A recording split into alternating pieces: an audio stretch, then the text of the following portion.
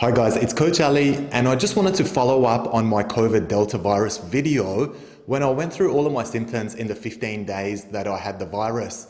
This time I'm hoping I can reverse the role and draw on your experience in return.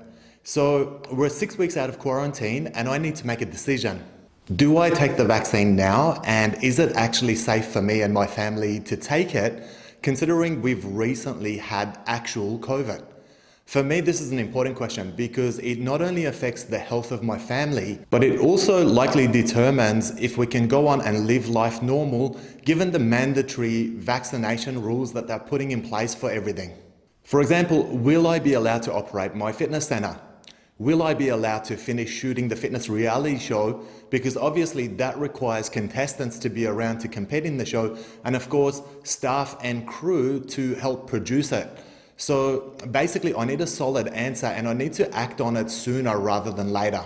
I asked my family doctor to refer us to an infection disease specialist physician who recommended the following. The ideal time to get vaccinated is no less than 3 months after coronavirus and more likely closer to 6 months. And that's due to the natural antibodies that we've accumulated. She did say that antibodies tend to wear off similar to vaccines losing efficacy over time.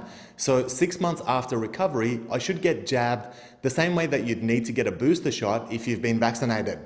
She did say that natural antibodies are at minimum equal to the double jab of vaccine, if not much more. This appeared like sound advice to me, especially because it's coming from a specialist. She did say she based her findings on data from the Australian Technical Advisory Group on Immunisation, or ATAGI for short. Her statement is also supported by New South Wales Health's Instagram post on the 3rd of December, which reads, "What is the waiting time for vaccination after recovering from COVID?" And you guys can see that it states, having had COVID is not a contraindication to vaccination, but it is recommended that vaccines be deferred up to 6 months after acute COVID-19. If you have had COVID and want to get the jab sooner, chat with your doctor. Alright guys, here's my problem. The day prior, on 2nd of September, Dr. Kerry Chant, the lead doctor in New South Wales and the top advisor to New South Wales government, had this to say. So clearly the advice is that within 6 weeks of an infection you're unlikely to get reinfected with Delta, but actually natural immunity to Delta or any of the viruses is less effective than actually the vaccine in terms of providing long-term immunity.